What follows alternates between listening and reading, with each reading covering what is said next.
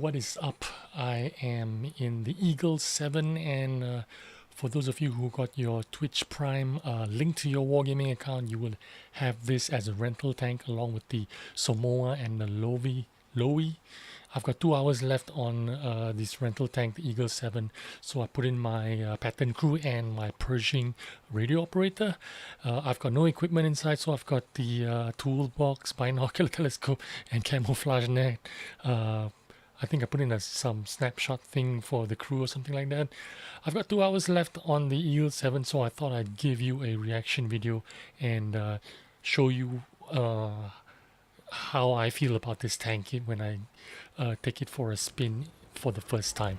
So here we go. We are in Clift and we are on the North Swan, and the first thing I notice is how sluggish and slow this tank is. It's like, look at that T32. It's like a T32 in tier 7, but this is supposed to be a medium tank. Now in a medium tank you're gonna compare it to something like a T20 or something like that. So I would definitely prefer a T20 in tier 7, that's for sure.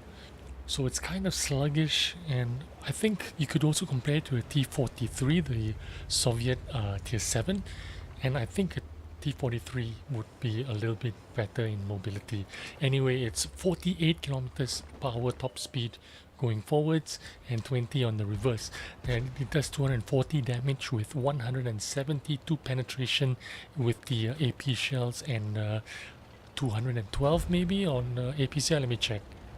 It is 207 penetration actually on the APCR shells, which I am going to be exclusively using because this is a tier 8 game, and I don't want to lose out on penetration. This isn't my first game. This is actually my third game in this tank. The first 2 games were rubbish, so I have a rough idea how this tank performs. Now I wish this guy would get out of my way because I don't really want to share this position with anyone else.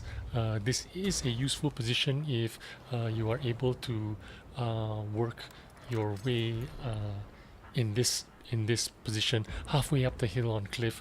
This gun has like 20 degrees gun elevation and 10 degrees of depression, so you can work the hull down position. It has a little bit of turret armor which you can use.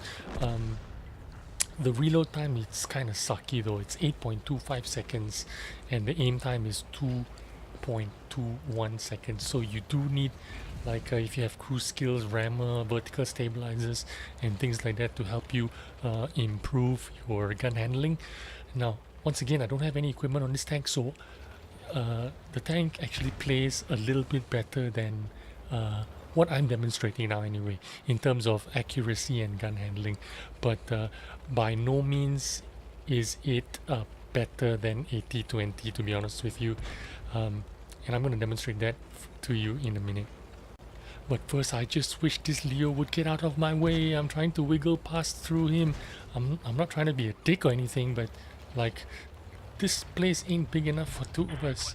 So anyway, I spot this guy and look at how long that aim time takes. 2.21 seconds with 0.37 dispersion, and without any vertical stabilizers and equipment like that, it's just a bit of a chore. But the good thing about this tank is it has a little bit of turret armor, so you can expect to have some funky bounces and things like that, so that helps you a little bit. Now the armor on this thing, on the turret, is 101 millimeters frontally, and on the side it's like 76.2, and the hull armor is the same, 101 millimeters frontally. The 240 alpha damage is quite useful there because of how long it takes to aim and how long it takes to reload. I guess 240 damage is not too bad, but the problem here is with the shell velocity, 853 meters per second. It's really no good. And if you have the APCR shells, it's 853 meters per second, which is also not to say very fast. Now the problem with this tank is I mean, the Achilles heel for me, I feel, is the power to weight ratio, 12.69. It does struggle climbing up the hill.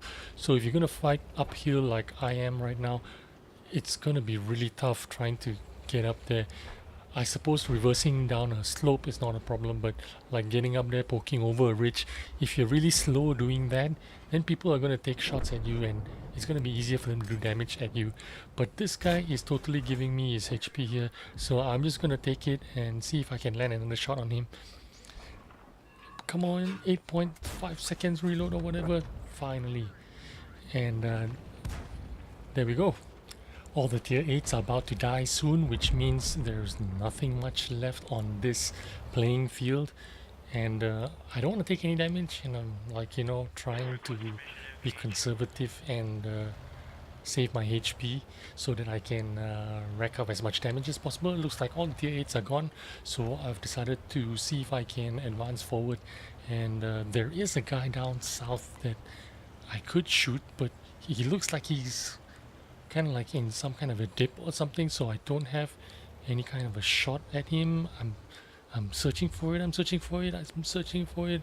I don't know, I'm not sure, but anyway, doesn't look like I have any kind of shot, so I decide to move down the donut and see if I can shoot these guys in the butt. Oh, I see them, someone spotted them, so I'm gonna creep up slowly and see if I can get some shots. Oh, looks like he's looking at me, and I took a little bit of damage, but that's not gonna hurt me. That 8.5 seconds is taking a long time. And now I'm waiting for another 8.5 seconds. It's that T20 that's gonna drive across, I suppose. Is he coming? Is he coming? Is he coming? I'm gonna take a hit from the Panther, but that's okay. He's done in my ammo. I'll repair it. Hope I can get a shot out on this T20. Boom! And I get some fire action as well.